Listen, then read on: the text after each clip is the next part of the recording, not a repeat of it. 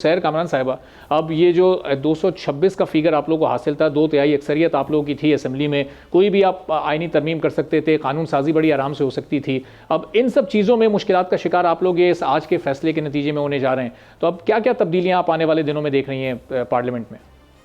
देखिए, हर बात अभी फैसला आया नहीं है।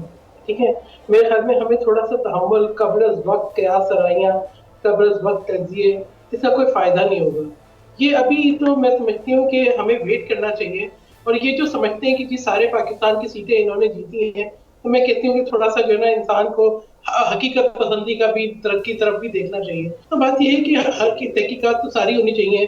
2018 में इन्होंने कैसे हुकूमत बनाई, 2014 में इन्होंने कैसे स्टेबिलिटी क्रिएट की। बात ये है कि आज जो पाकिस्तान के अंदर जब भी देखते हैं कि स्टेबिलिटी आने लगती है, ये जो है ना कोई ऐसी जो है वो सिलसिला शुरू कर देते हैं। मैं तो समझती हूँ कि जो इनके बानी तहरीक इंसाफ है, उनका एक एजेंडा है, मुल्क में भी कयास रहे, उनकी जमात में भी कयास रहे। एक दिन एक को स्पोक्स पर्सन नामजद करते हैं, दूसरे दिन दूसरा शख्स आता है, उसको कहते हैं बस आज के बाद तुम हो मेरे स्पोक्स पर्सन, तुमने महीने के बाद तुम पार्टी की क्यादत करोगे। उसके बाद एक दिन आज एक जो है वो चेयरमैन पब्लिक अकाउंट कमेटी होता है, अगले दिन दूसरा होता है। जिस दिन एक बंदा जो है लीडर ऑफ अपोजिशन जो है वो नॉमिनेट हो जाता है, उस दिन उसका जो है वो दर्जा गिर जाता है। तो ये देखिए, वो अपनी जमात में भी अफरा तफरी चाहते हैं, वो मुल्क में भी अफरा तफरी चाहते हैं। देखिए, मैं आज जो बात करना चाह रही हूँ 2 दिन के बाद 9 में, क्या हम इस्लामाबाद की ग्रीन बेल्ट जली उसको भूल जाएं? क्या एक शख्स ने पाकिस्तान पे एटम बम गिराने की बात की उसको भूल जाएं? क्या इस बात को भूल जाएं कि पाकिस्तान की न्यूक्लियर सेफ्टी सिक्योरिटी पर सवाल उठाया? क्या इस बात पे भूल जाएं कि शोहदा की यादगारों पे हमला हुआ? क्या इस बात पे भूल जाएं कि मुल्क के इदारों पे हमला हुआ? क्या इस बात को भूल जाएं कि अस्करी इंस्टॉलेशंस पे हमला हुआ? क्या इस बात को भूल जाएं कि बैरून मुल्क पता नहीं कहां की फंडिंग से और किस किस की सपोर्ट से पाकिस्तान मुखालिफ कैंपेन चली? क्या इस बात को भूल जाए कि IMF को खत लिखे गए कि पाकिस्तान को जो है वो न रिन्यू की जाए, पाकिस्तान को न मिले कर्जे की? क्या इस बात को भूल जाए कि बैरून मुल्क ताल्लुकात को खराब करने की हर मुमकिन कोशिश की गई? बात ये किस किस चीज को भूल जाए, किस किस चीज को भूल जाए? बात इन्होंने एक अपना इनका तरीका ये है कि कोई चीज स्टेबिलिटी ना, किसी चीज में स्टेबिलिटी ना हो। देखिए, एक शख्स बैठा हुआ है जेल में, वो वहां से बैठ के भी अब कहते हैं जी वो खत वो लिखता है, वो कौन से आर्टिकल लिखता है, किसको कौन लिखता है इनकी जगह जो है वो जो जाता है अंदर, उनके वकील वो जाके बाहर एक पूरा आर्टिकल बना देते हैं और ऑडिटर को उसमें जब जाता है।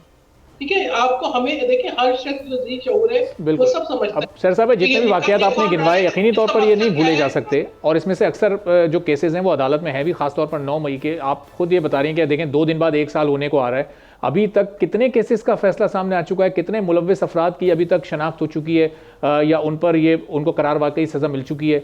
1 साल होने को आ रहा है, कोई एक भी ऐसी मिसाल शायद मौजूद नहीं है। देखिए, बात ये है कि हमारी अदलिया को जो है एक जो मैं समझती हूँ जो जस्टिस सिस्टम है उसको बेहतर करना होगा।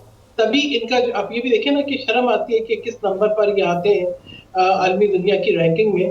तो बात ये है कि जब तक कि जो है इंसाफ जो है बर वक्त नहीं होगा, जब तक कि हम इसको क्या कौन सा जी शऊर पाकिस्तानी है जो इस बात को बर्दाश्त करेगा कि आपका मुल्क का दारुल खिलाफत जल रहा हो? कौन इस बात को बर्दाश्त करेगा कि आपके मुल्क की शोहदा की यादगारों पे हमले हो? कौन इस बात पे बर्दाश्त करेगा कि आप GHQ पे हमला करें? मैं समझती हूँ इतनी जरूरत तो आपकी जो दुश्मनों की नहीं हुई, जो इन्होंने मुल्क के अंदर रह के एक इंस्टेबिलिटी क्रिएट की, जो कियोस क्रिएट किया, जो मुल्क की मईशत को, मुल्क की स्टेबिलिटी को नुकसान पहुंचाया। तो बात यह है कि क्या इस सब चीजों को भूला जा सकता है? ठीक है। क्या ये क्या आप मुझे बताएं कि एक शख्स जो कि वजीर आजम के ओहदे पे फाइज रहा हो, उसके ऊपर कितनी जिम्मेदारी होती है?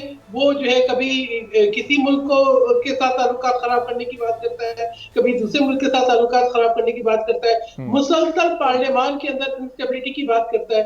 बात है कि मैं तो ये सोचती हूँ कि मुल्क के अंदर तो आप कर रहे हैं, आपने तो अपनी जमात के अंदर भी बारूदी सुरंगें बिछा दी हैं। जो बारूदी सुरंगें बिछाने का दावा आप करके कहते हैं, वो आपने अपनी जमात में भी बिछा दी। हमने थोड़ी कहा था कि आप सुन्नी इतिहाद काउंसिल में जाएं, हमने थोड़ी कहा था कि आप ऐसी जमात में शामिल हो जिसका अब तक सरबराह भी उस जमात के टिकट पे इलेक्शन ना लड़ा हो। तो बात ये है कि ये तो आपके पास अपने पास सोच विचार थी, आप इतने इंटेलिजेंट है, वॉशिंगटन पोस्ट पे आपके आर्टिकल छपते हैं, आप इतने इंटेलिजेंट है, आपको ये नहीं पता कि आप अपनी जमात में बारूदी सुरंगें बिछा रहे हैं?